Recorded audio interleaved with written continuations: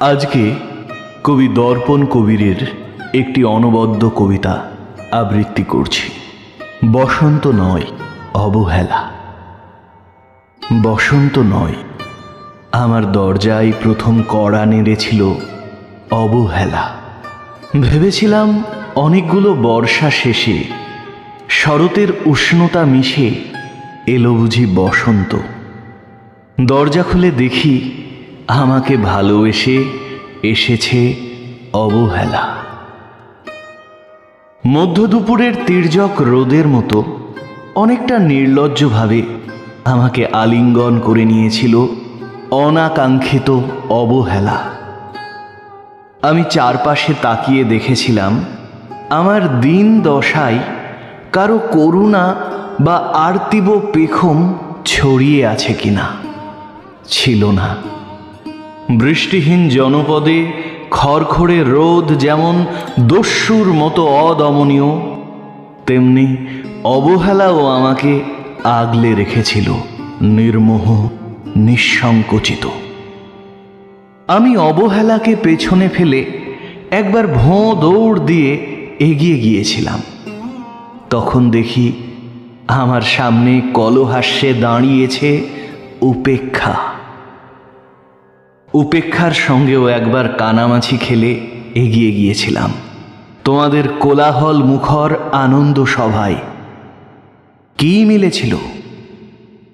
ঠোঁট উল্টানো ভৎসনা আর অভিশপ্ত অনহুড়ার মতো একতাল অবজ্ঞা।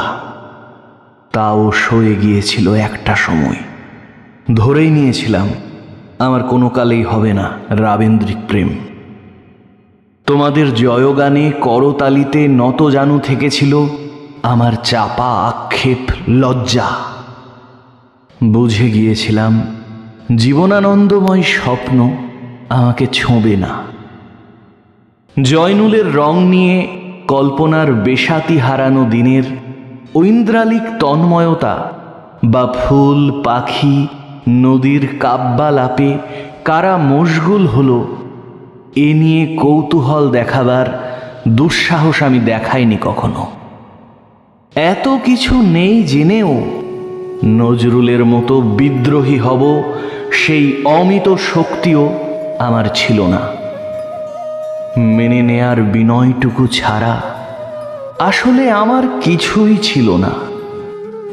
শুধু ছিল অবহেলা, উপেক্ষা আর অবজ্ঞা।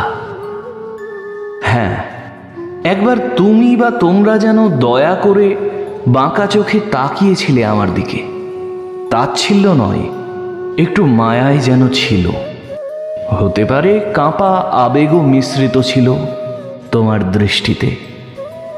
ওইটুকুই আমার যা পাওয়া। আমি ঝরে যাওয়া পাতা, তুমি ছিলে আকস্মিক দমকা হাওয়া।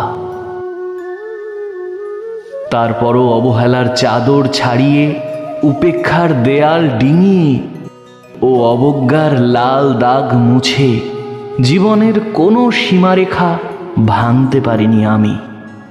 এ কথা জানে শুধু অন্তর্যামী। অনেক স্বপ্নপ্রবণ হয়ে একবার ভেবেছিলাম এই অবহেলা তুষারপাতের মুখচ্ছবি, উপেক্ষা কাচের দেয়াল, অবজ্ঞা কুচকুচে অন্ধকার, এর কিছুই থাকবে না একটি বসন্তের ফুৎকারে। একটি ঝলমলে পোশাক গায়ে চড়িয়ে হাতের মুঠোয় বসন্ত নিয়ে অন্তত একটি সন্ধ্যাকে উজ্জ্বল করে নেব, এমন ভাবাবেগও ছিল আকাশের কার্নিশে লেপ্টে থাকা পেঁজা মেঘের মতো। ওই মেঘ কখনো বৃষ্টি হয়ে নামেনি। তোমার বা তোমাদের নাগরিক কোলাহল কখনো থামেনি।